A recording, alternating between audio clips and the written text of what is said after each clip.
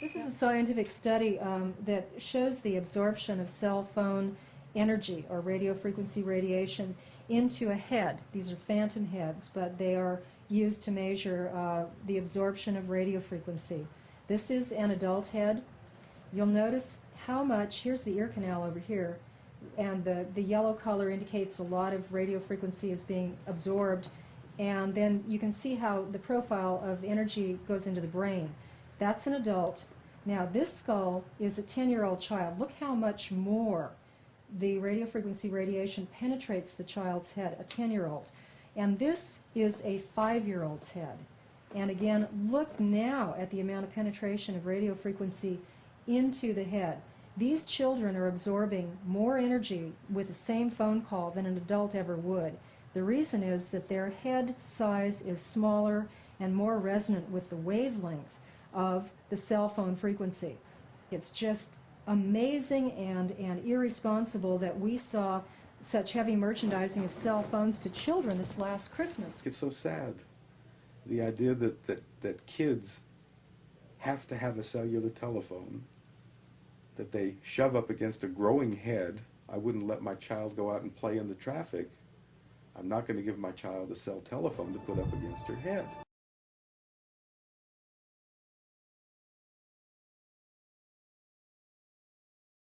Anyone who's a parent or has had a child would not want this to happen to their child, even if they could tolerate this happening to their brain.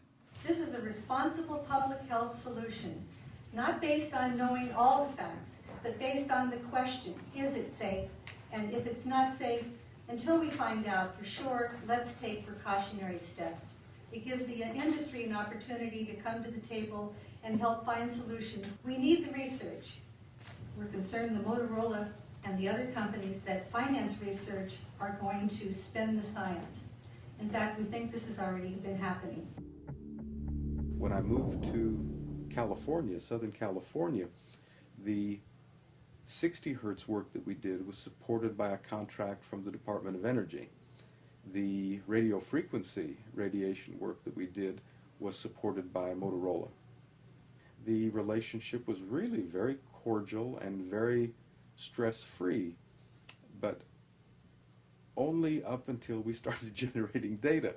These folks were very, very upset and began to talk about how are they going to handle this, what sort of spin can we put on this, what can we expect from this, and from that point on the relationship changed.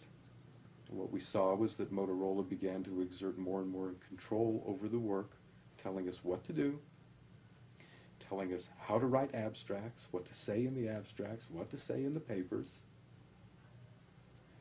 I said, how to do the work. No, don't do this. Yes, do it this way. This was unacceptable. I had completed our study of DNA damage, and I submitted the final report to Motorola, and I got a call from Mays Swycord at Motorola. Now, Mays is the former head of the Center for,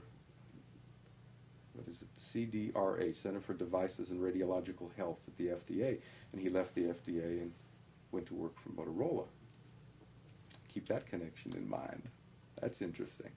He also handpicked his successor at the FDA. Anyhow, Mays didn't like the work. Then there was another phone call. Point is, I kept getting nothing from these people. They simply weren't willing to accept my interpretation of my study, my evaluation of my study, my knowledge of science at that point, and tried to urge me not to publish the study. They didn't tell me not to. They just said, no, this isn't ready for publication. And they wanted me to do more work. I stopped taking calls from them, and I went ahead and published the study. It came out in 1998, and I wanted nothing more to do with any Motorola-related work. I wasn't going to put up with that kind of control. I wouldn't put up with that attitude. That was it. I think one has to exercise caution at this point, and what makes the cellular telephone research area so difficult right now is there is no money available for research other than that that's coming from industry. So, I mean, what does this do? I don't have any faith in what comes out. I have absolutely none, not with my dealings with industry so far. In the case of tobacco, it's not possible by what is known as scientific standards to establish that the individual cigarette you're smoking is the one that caused the lung cancer that you developed. And I think it's sufficient by scientific evidence if you establish an association. Now you're at the limits of science, and we have established an association.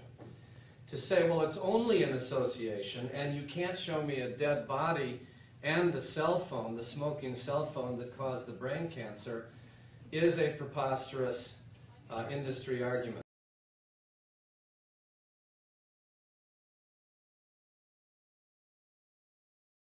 This whole thing called SARs, specific absorption rates, that all cell phones have. Some have higher specific absorption rates, some have lower. There's actual requirement they can't go above a certain percentage. Why? Because there's some concern that you go above a certain percentage, it may not be healthy. There's a lot of studies around the world, particularly with younger people pregnant, et cetera, that there could be some harmful impacts. The industry is paranoid of these and is absolutely vehement that that's nonsense, and they have all their data to prove that it's nonsense. I actually got convinced that there was something to this, and all I said is right to know. I said, I don't know if it's true or not, but I think people have the right to know what this is. It is legally required that the SRR be disclosed, but on websites, page 752 of someone's website. I didn't think that was right. The industry came down hard on us. They actually canceled their conference here in San Francisco. I was running for higher office. Trust me, it's not an industry you want to infuriate. I'm a big believer in technology. I'm writing a book about this. Technology, social media.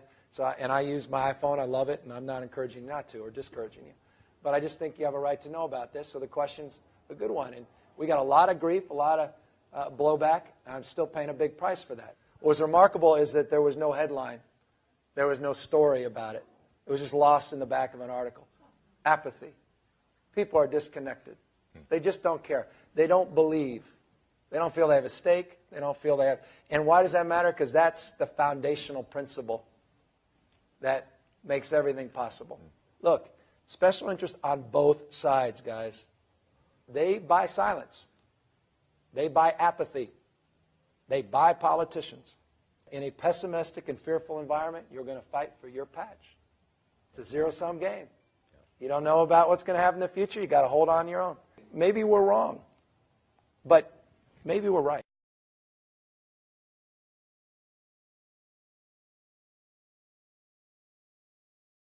Honest people can disagree, I think, on the extent of the risk. The extent of the association, I think, is pretty clear. There's an association. But what really angers me, where I have a much stronger opinion, is the corrupting influence of corporate money on science, the buying of science. In the case of cellular telephones, we're looking at a multi-billion-dollar industry that will only grow over the coming years. Look at the money that's at stake for these people. It's absolutely staggering. Now, what does it mean to buy a study to ensure that your billions and billions of dollars are going to be safe?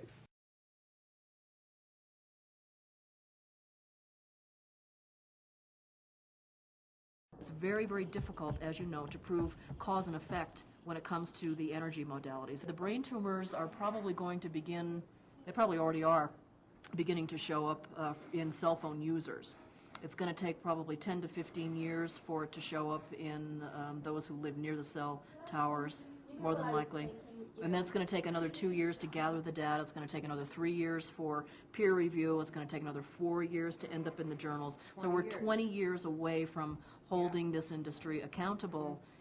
In the meantime, you do the math. There's billions of dollars at stake there that they're going to rake in, and they very cynically know how long it's going to take to prove this.